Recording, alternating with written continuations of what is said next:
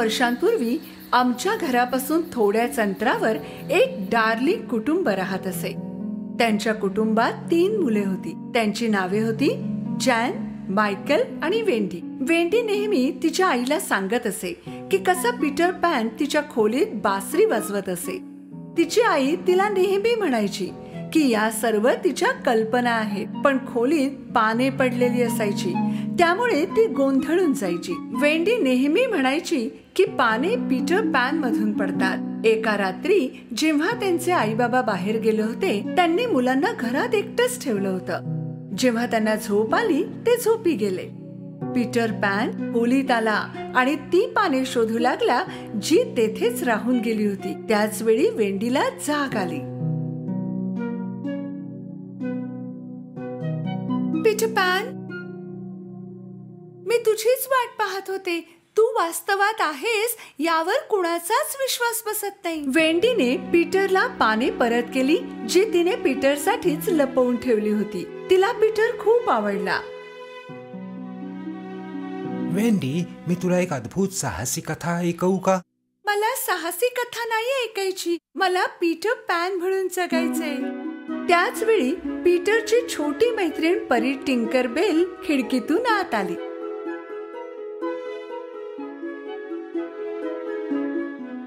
मला वाटलंच होतं तू इथेच भेटशील. तू माझ्याशिवाय एका नव्या साहसाची तयारी करत आहेस का? तुला माहित आहे की तुझ्याशिवाय काही करणं माझ्यासाठी अशक्य आहे. वेंडीने तिच्या भावांना उठवलं. त्यांनी पीटर पॅन आणि टिंकर बेलकडे आश्चर्याने पाहिलं. चला, तुम्ही उडण्यासाठी तयार आहात? टिंकर बेलने पंखावरची धूळ झटकली आणि पंख मिटून घेतले आणि ते हवेत तरंगले. सर्वांनी एकाच वेळी घर सोडलं. मुले लगेचच नेव्हरलँडच्या दिशेने चालले होते.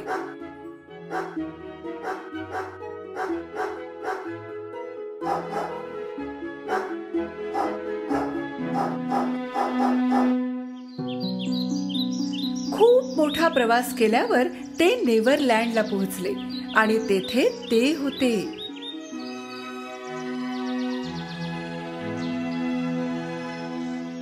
जलपऱ्या, जंगली प्राणी, भारतीय समुद्री डाकू आणि हरवलेली मुले देखील होती. त्या सर्वांमध्ये सगळ्यात भयंकर होते Captain Hook. Captain Hook Peter पॅनचा शत्रू होता. याचं कारण हे होतं की एकदा जेव्हा ते दोघे लढत होते, पीटरने त्याचा हात कापला होता आणि एका भव्य मगरीने तो खाल्ला होता. त्याच्या हातात जे घड्याळ होतं तेही गिळलं होतं आणि त्यामुळे मगर नेहमी टिक टॉक आवाज करत असे.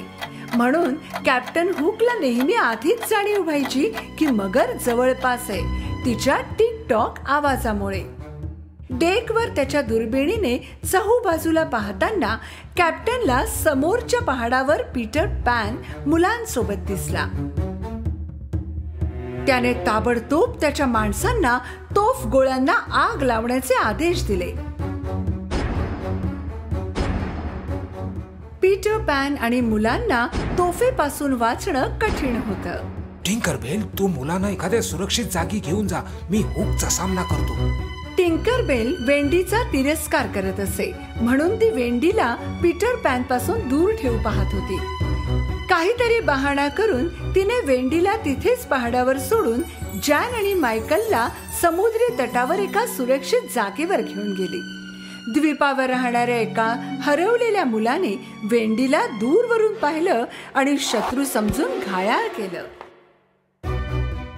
त्याच वेळी पीटर पॅन कॅप्टन हुकशी लढत होता, पण अचानक त्याचा हात खाणाऱ्या मगरीला पाहून घाबरून हुक पळून गेला. जेव्हा पीटर पॅन परतत होता तेव्हा त्याने वेंडीला खडकावर घायाळ अवस्थेत पाहिलं. त्याला खूप वाईट वाटलं. हरवलेल्या मुलांना देखील वाईट वाटलं जेव्हा त्यांना कळलं की वेंडी शत्रू नाही तर पीटरची मैत्रीण आहे. मी मुलांना तुमच्या देखरेखीखाली सोडलं होतं. टिंकरबेललाही दुःख झालं. तिला जाणीव झाली की ती खूप चुकीचं वागली. मला क्षमा कर पीटर, पुन्हा असं कधीही होणार नाही, मी वचन देते. हरवलेल्या मुलांनी वेंडी आणि तिच्या भावंडांसाठी एक छानसं घर बनवलं. रात्री ते सगळे झाडाखाली घरात झोपत असत आणि वेंडीच्या गोष्टी ऐकत असत आणि पीटर घराच्या बाहेर पहारा ठेवत असे. एक दिवस जेव्हा ते खडकावर आराम करत होते तेव्हा त्यांनी समुद्री डाकूंना येताना पाहिलं. समुद्री डाकूंनी भारतीय प्रमुखांच्या मुलीचं अपहरण केलं होतं. पीटर पॅन आणि मुले प्रमुखाच्या मुलीला वाचवायला गेले. त्यांच्यात आणि समुद्री डाकूंमध्ये एक मोठं युद्ध झालं. शेवटी त्यांनी मुलीला वाचवलं आणि तिला प्रमुखांकडे घेऊन गेले. त्यानंतर भारतीय, पीटर पॅन आणि हरवलेली मुले यांच्यात चांगली मैत्री झाली. एवढंच नाही तर मुख्यमंत्र्यांनी मुलांच्या रक्षणासाठी त्यांच्या 2 श्रेष्ठ माणसांना पीटर पॅन बरोबर राहण्याचे आदेश दिले. साहजिकच कॅप्टन हुक याबाबत रागावले होते. एक दिवस मी तुला हरवेन पीटर पॅन आणि तू वाचू शकणार नाहीस. एका रात्री जेव्हा वेंडी तिच्या कुटुंबाची कथा सांगत होती तेव्हा पीटरला जाणीव झाली की तिला आणि तिच्या भावंडांना कुटुंबाची किती आठवण येत होती. म्हणून तो म्हणाला की जर त्यांना हवं तर ते परत जाऊ शकतात, पण त्यांनाच तिथे राहायचं होतं. जेव्हा ते लांबच्या प्रवासासाठी सामान बांधत होते तेव्हा समुद्री डाकूंनी त्यांच्यावर हल्ला केला. भारतीयांसाठी जाळं पसरून त्यांना पकडल्यानंतर समुद्री डाकूंनी मुलांना पकडलं. पीटर पॅन घरी झोपलेला होता आणि मुलांसोबत काय काय घडलं याची त्याला जाणीवच नव्हती. कॅप्टन हुकने त्याला झोपलेलं पाहिलं होतं, पण तो पीटर पॅनच्या घराचा दरवाजा उघडू शकला नाही.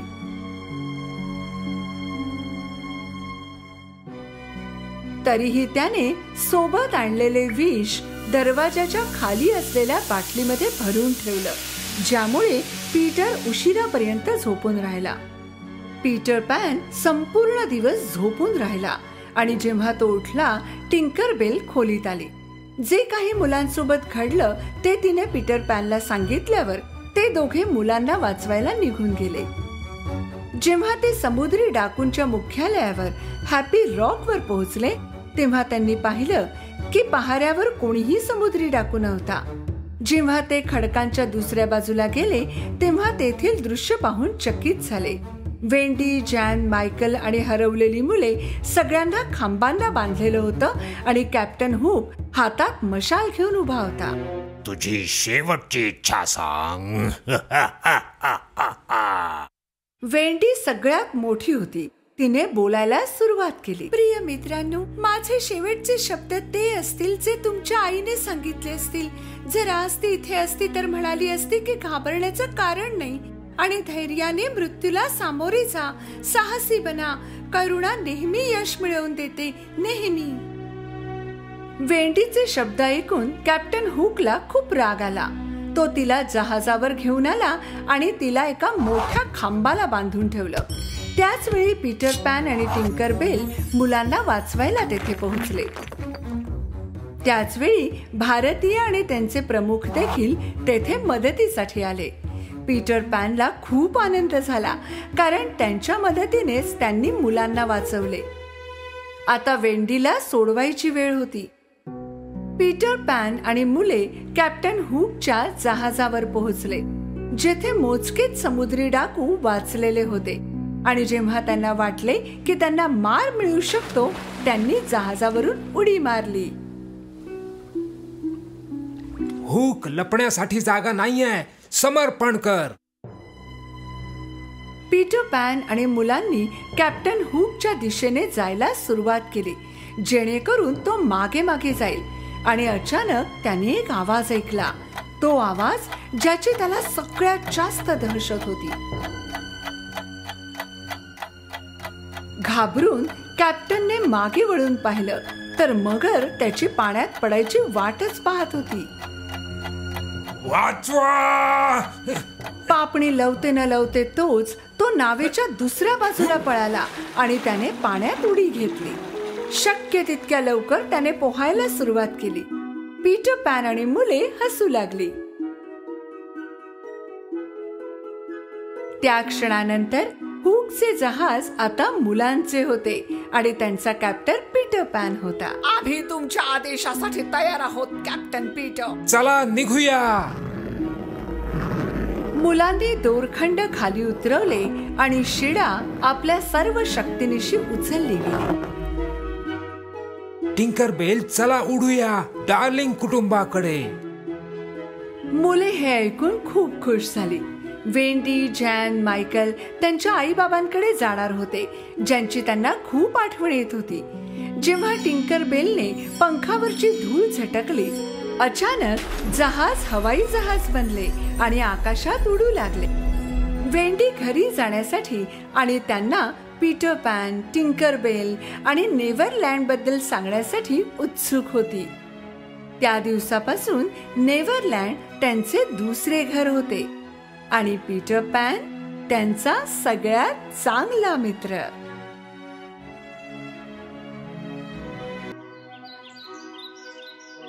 एकेकाळची गोष्ट आहे. जंगलात एका लहानशा घरात आई बकरी आणि तिची आवडती पिल्ले मजेत राहत होते. लहान बकऱ्या खूप गोड दिसायच्या, अगदी खेळण्यातल्या सारख्या. सगळ्या आईसारखंच आई बकरीचं सुद्धा तिच्या पिल्लांवर खूप प्रेम होतं. ती सगळ्या जंगली प्राण्यांपासून त्यांचं रक्षण करत असे. एक दिवस जेवण शोधण्यासाठी बाहेर पडण्यापूर्वी तिने तिच्या पिल्लांना जवळ बोलावलं आणि म्हणाली, माझ्या बाळांनो, मी जंगलात जात आहे. कुणासाठीही दरवाजा उघडू नका. जर कोल्हा घरात आला तर तो आपल्या सगळ्यांना खाऊन टाकेल. तो वेषांतर करून तुम्हाला फसवू पाहिल. मग आम्ही त्याला ओळखायचं कसं? कोल्ह्याचा आवाज खूप घोगरा आहे आणि माझा आवाज गोड आहे, म्हणून जर घोगरा आणि जाडा आवाज आला तर समजा की तोच आहे. आई बकरीला काहीतरी आठवलं आणि ती वळून म्हणाली, आणखी एक गोष्ट, कोल्ह्याचे पाय काळे आहेत आणि माझे पांढरे, म्हणजे पाय पाहून सुद्धा ओळखू शकाल. काळजी करू नकोस आई, आम्ही सांभाळून घेऊ. आई, वी लव्ह यू. आई बकरीने तिच्या सगळ्या पिल्लांचं एक एक करून चुंबन घेतलं आणि मग जंगलाकडे निघाली. कोल्हा सगळं पाहत होता दुरून.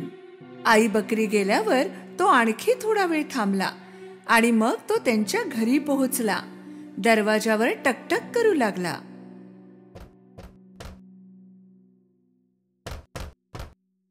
कोण आहे बाहेर? माझ्या बाळांनो, चला दरवाजा उघडा. बघा, आईने तुमच्यासाठी खायला आणलंय. पण पिल्लांनी कोल्ह्याचा घोगरा आवाज ओळखला. दरवाजा पलीकडून ते ओरडले, तू आमची आई नाहीस. तिचा आवाज खूप गोड आणि छान आहे. तू आम्हाला मूर्ख नाही बनवू शकत कोल्ह्या. कोल्ह्याला खूप राग आला, कारण तो बकरीच्या पिल्लांना फसवू शकला नाही. तेव्हा त्याने एक खडूचा तुकडा खाल्ला. आता त्याचा आवाज थोडा गोड झाला होता. तो पुन्हा त्यांच्या घरी गेला आणि दरवाजा वाजवला. यावेळी कोल्ह्याने त्याच्या गोड आवाजात हाक मारली, माझ्या बाळांनो, दरवाजा उघडा. मी तुमची आई आहे. मी सगळ्यांसाठी खायला आणलंय. यावेळी गोड आवाज ऐकून पिल्लांना वाटलं की हा त्यांच्या आईचाच आवाज आहे.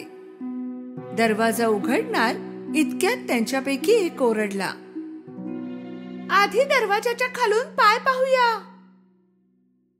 जेव्हा त्यांनी पाहिलं तेव्हा कोल्ह्याचे काळे पाय दिसले.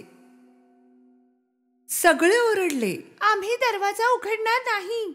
आईचे पाय तर काळे नाहीत, तिचे पाय गोरे आहेत. तू कोल्हा आहेस. आपला राग गिळून कोल्हा तेथून निघाला. आता तो एका बेकरीत गेला. बेकरीवाला कोल्ह्याला पाहून चकित झाला. मी आता शाकाहारी बनलो आहे. आता मी पेस्ट्री खाणार आहे. थोडंसं पीठ द्याल का? कोल्हा बेकरीतून पीठ घेऊन निघाला. घराच्या जवळ त्याने पीठ त्याच्या पायांवर लावलं. आता त्याचे पाय पांढरे झाले होते आता तिसऱ्यांदा चतुर कोल्ह्याने दरवाजा वाजवला. माझ्या बाळांनो, दरवाजा उघडा. मी तुमची आई आहे. मी सगळ्यांसाठी खायला आणलंय. तुझे पाय दाखव, म्हणजे आम्हाला कळेल की तू आईच आहेस. कोल्ह्याने त्यांना त्याचे पिठाने भरलेले पाय दाखवले. जेव्हा पिल्लाने पांढरे पाय पाहिले तेव्हा त्यांना वाटले की त्यांची आई आहे आणि दरवाजा उघडला. मग काय, त्यांच्या समोर कोल्हा होता. पिल्ले घाबरली, घाबरून ओरडू लागले. पळून पळून कुठे पळणार? तुम्ही माझ्या हातून वाचणार नाही. एक पिल्लू टेबलाच्या खाली लपले, दुसरा गादीमध्ये, तिसरा चिमणीमध्ये गेला, चौथा किचन मध्ये जाऊन लपला, पाचवा कपाटात जाऊन बसला, सहा पडद्याच्या मागे आणि सातवा घड्याळाच्या आत. पण कोल्हा चतुर होता. त्याने सगळ्यांना एक एक करून पकडलं. थांबा, अरे थांबा म्हणतो ना, थांबा. सोडणार नाही मी तुम्हाला. थांबा म्हणतो ना. फक्त घड्याळात लपलेल्या पिल्लाला तो पकडू शकला नाही. त्याचं पोट भरलं होतं म्हणून त्याने विचार केला नाही आणि तो निघून गेला. तेथे एक मोठं मैदान होतं, जेथे कोल्हा एका झाडाखाली घोरत पडला होता.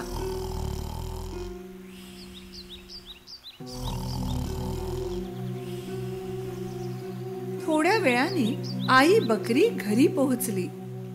दरवाजा उघडा पाहून ती समजली की काहीतरी झालं आहे आणि ती ओरडू लागली.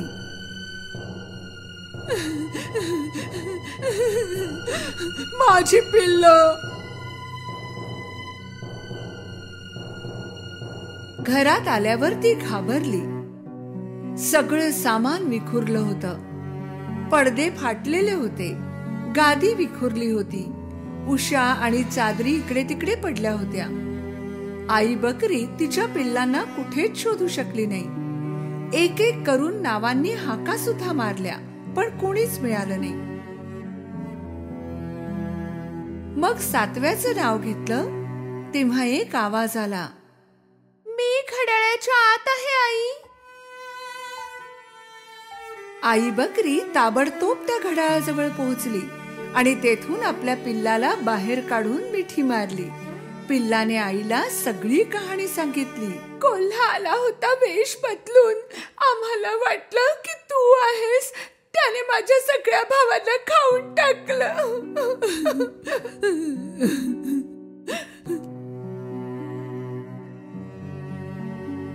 आई बकरीला खूप वाईट वाटलं. ती खूप रडली तिच्या पिल्लांसाठी. तिच्या फक्त एका पिल्लासोबत ती बाहेर पडली.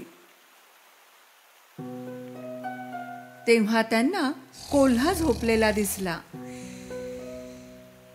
त्याचं नाक इतकं जोरात वाजत होतं की झाडाची पानं सुद्धा हलत होती. आई बकरीने कोल्ह्याकडे थोडा वेळ पाहिलं. तिला दिसलं की त्याच्या पोटात काहीतरी हलत आहे. अरे देवा, मला वाटतंय माझी पिल्ले त्याच्या पोटात जिवंत आहेत. तिने एक योजना आखली. घरून माझ्यासाठी एक सुई, धागा आणि कात्री घेऊन ये. पिल्लू घरी जाऊ लागलं तेव्हा आई बकरीने 6 मोठे दगड गोळा केले. थोड्या वेळात पिल्लू सुई, धागा आणि कात्री घेऊन आलं. आई बकरीने कोल्ह्याचं पोट कापलं. तिला वरच तिचं एक पिल्लू दिसलं आणि बाकीचे पण एकानंतर एक दिसले. सगळे सुरक्षित होते. आई बकरीला खूप आनंद झाला. सगळ्या पिल्लांनी आईला मिठी मारली. आई, आई, वी लव्ह यू.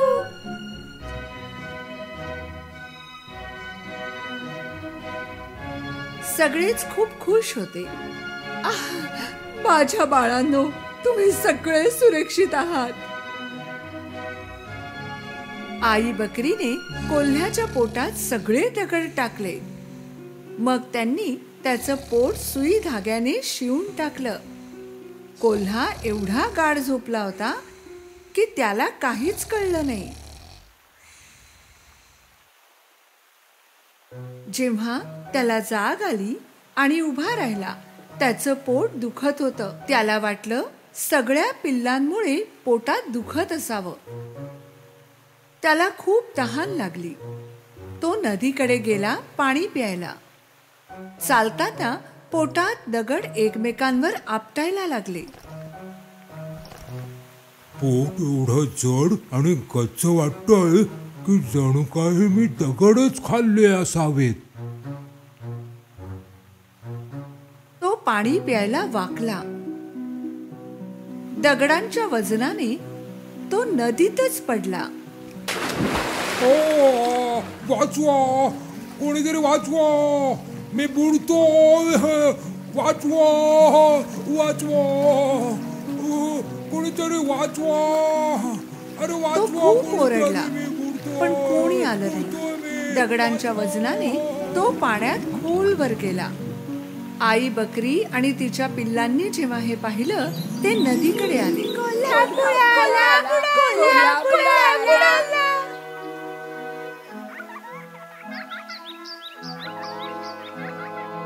सगळे आनंदाने नाचू लागले.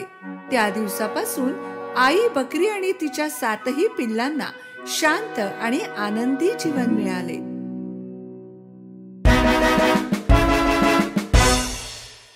एकेकाळची गोष्ट आहे. एक राजा आपल्या 12 मुलींसोबत राहत होता. त्या 12 राजकन्या एका मोठ्या घरात एकत्र राहत होते. राजा आपल्या मुलींची खूप काळजी घेत असे आणि जेव्हा त्या रात्री झोपायला जात, त्यानंतर त्यांना बाहेर जाण्याची परवानगी नव्हती. पण जेव्हा त्या मुली सकाळी उठत, तेव्हा काहीतरी विचित्र होत असे. त्या राजकन्यांच्या चपला जणू कुणीतरी रात्रभर नाचून वापरून ठेवलेल्या वाटत असे. त्या राजाला दररोज आपल्या मुलींसाठी नवीन चपला विकत घेऊन याव्या लागत आणि दुसऱ्याच दिवशी त्या चपला वापरलेल्या असायच्या. राजा किंवा त्यांचे शिपाई कुणालाही या प्रकरणाचा ठाम पत्ता लागत नव्हता. हे कसं शक्य आहे? कशा ह्या चपलांच्या जोड्या एकाच रात्रीमध्ये एवढ्या जुन्या दिसायला लागल्या? महाराज, आम्हालाही काही समजत नाहीये. राजाने एक घोषणा केली. जो कोणी राजकन्यांच्या चपलांचं रहस्य शोधून काढेल, त्याचं लग्न मी माझ्या कोणत्याही एका राजकन्याशी करून देईन. त्याला माझा जावई बनवेन आणि माझ्या मृत्यूनंतर त्यालाच राजा म्हणून घोषित केलं जाईल. पण यासाठी त्याच्याकडे फक्त 3 दिवस आणि 3 रात्री असतील. अन्यथा त्याला त्याचं उरलेलं आयुष्य तुरुंगात घालवावं लागेल. त्या राज्याचे सारे तरुण, शिवाय दुसऱ्या राज्याचेही तरुण त्या महालात हे रहस्य सोडवण्यासाठी आले. काही काळ ते 12 राजकन्यांच्या खोलीच्या दरवाजाबाहेर पहारा देत होते. पण वेळ संपून जायची आणि ते सर्व हे रहस्य सोडवण्यात असमर्थ झाले आणि चपला मात्र पूर्वीप्रमाणेच वापरलेल्या असायच्या. शेवटी एक सज्जन माणूस हे काम करण्यास तयार झाला आणि तो महालाकडे जाण्यास निघाला. रस्त्यात त्याला एक म्हातारी आजी भेटली. ती फार गरीब दिसत होती. माझ्या बाळा, मी फार उपाशी आहे. तू मला खाण्यासाठी एखादा पावाचा तुकडा देऊ शकशील? त्या तरुणाने आपल्या बॅगेत असलेले सगळे जेवण त्या गरीब आजीला दिले. ती आजी खूप खुश झाली, कारण याआधी तिथून जो कोणी जात होता त्या लोकांमधलं कुणीही तिला काहीही देत नव्हतं. त्या आजीबाईला वाटलं की हा तरुण बाकी लोकांपेक्षा वेगळा आहे, म्हणून तिने त्याला बदल्यात एक जादूची शॉल दिली. ही जादूची शॉल घे. तू जेव्हा हिला पांघरशील अदृश्य होऊन जाशील. जेव्हा रात्रीचे 12 वाजतील तेव्हा तू ही शाल पांघरून गायब हो आणि अशा प्रकारे तू त्या चपलांचे रहस्य उघडकीस आणण्यास यशस्वी होशील. पण एक गोष्ट लक्षात ठेव, त्या राजकन्या तुला पिण्यासाठी काही देतील ते तू पिऊ नकोस. तो तरुण ती शॉल घेऊन पुढे निघाला आणि महालाजवळ पोहोचला. त्याने शिपायांना सांगितले की तो चपलांचे रहस्य शोधण्यासाठी आलाय. पहिल्या दिवशी तो तरुण त्या राजकन्येच्या खोलीच्या दरवाजाबाहेर पहारा देत होता. तेव्हा सर्वात मोठी राजकन्या त्याच्याजवळ आली. तुम्हाला तहान लागली असेल ना? आम्ही हे लिंबू सरबत तुमच्यासाठी बनवले, याचा स्वीकार करा. तो तरुण त्या आजीची चेतावणी विसरला आणि त्याने ते सरबत पिऊन टाकले. सरबत पिताच त्याला गाढ झोप लागली. संपूर्ण रात्र तो एका खोलीत घोरत होता, जी खोली राजकन्येने त्याच्यासाठी तयार केली होती.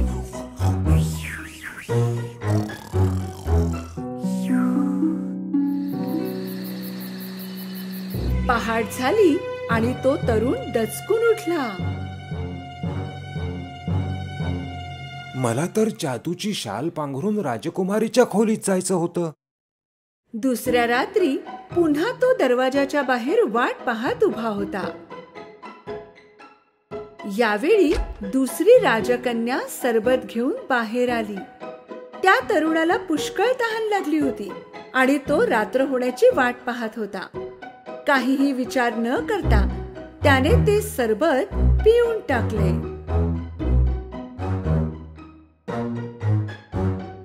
आणि पुन्हा एकदा तो गाढ झोपी गेला. सकाळी उठल्यावर त्याला आजीबाईची गोष्ट आठवली.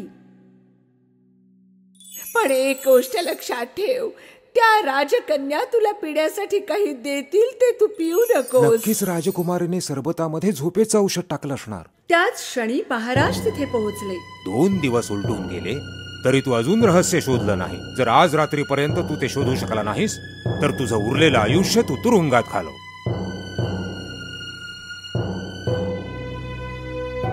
महाराजांनी एवढे बोलून तिथून प्रस्थान केले. त्या तरुणाला आज कुठल्याही परिस्थितीत ते रहस्य शोधायचं होतं. त्या रात्री शेवटच्या वेळी तो तरुण त्या राजकन्येच्या खोलीबाहेर पहारा देत होता. त्यावेळी सर्वात धाकटी राजकुमारी संत्र्याचे सरबत घेऊन बाहेर आली. पण यावेळी तरुण फारच सतर्क होता. जशी ती राजकुमारी आत गेली, त्या तरुणाने पूर्ण सरबत एका कुंडीत फेकून दिले. मध्यरात्र झाली. त्या तरुणाने जादूची शाल पांघरली आणि तो गायब झाला.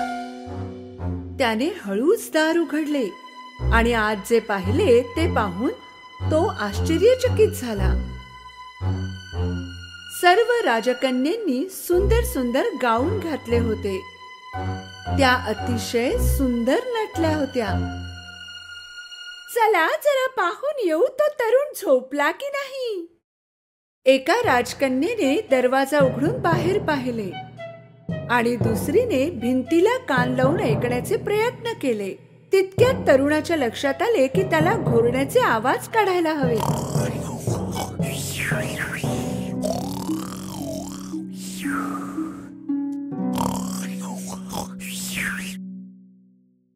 सगळ्यात मोठ्या राजकन्येने बेड एकीकडून सरकवला आणि 3 वेळा टाळ्या वाजवल्या.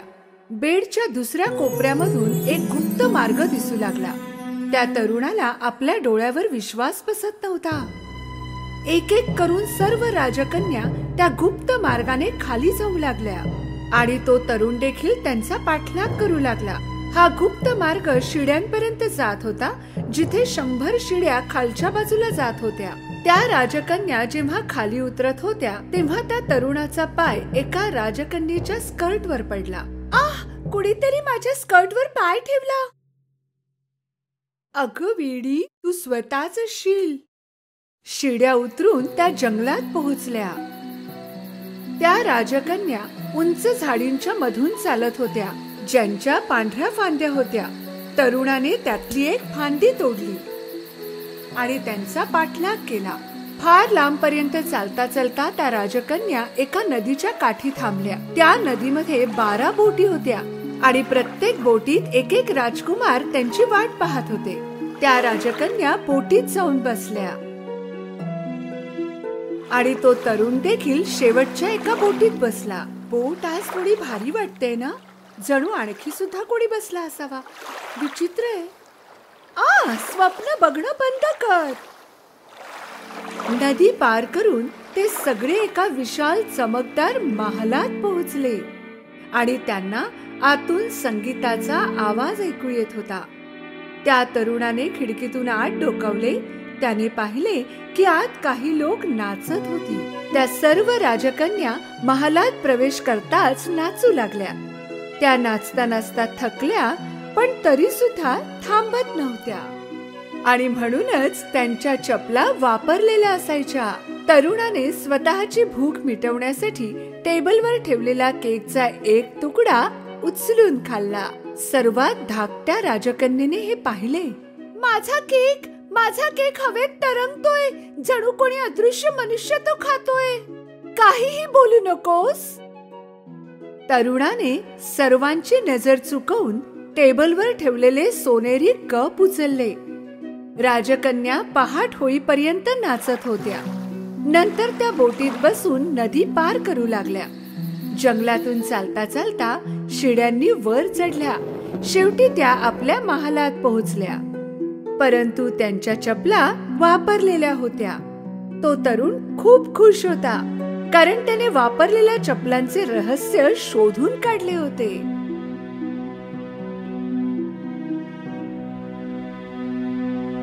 काही वेळानंतर महाराज त्या तरुणाकडे जाऊन उभे राहिले. तुला दिलेली वेळ संपलीये. तू चपलांचं रहस्य शोधू शकलायस का? होय महाराज, मी शोधलंय. आणि मग तरुणाने राजाला संपूर्ण हकीकत सांगितली. राजाला आधी त्याच्या बोलण्यावर विश्वास नाही बसला, पण जेव्हा तरुणाने राजाला पांढरी फांदी आणि सोनेरी कप दाखवला तेव्हा त्यांची खात्री पटली. आणि मग राजाने आपले वचन पूर्ण करण्यासाठी तरुणाला स्वतःच्या पसंतीची राजकन्या निवडण्याची परवानगी दिली. तरुणाने सर्वात धाकट्या राजकन्येशी विवाह करण्याची इच्छा प्रकट केली. त्या 12 राजकन्या थोड्या दुखी होत्या, कारण त्यांचे रहस्य आता सगळ्यांना कळले होते. पण तो तरुण आणि छोटी राजकन्या विवाहबद्ध होऊन आनंदाने आपले जीवन व्यतीत करू लागले.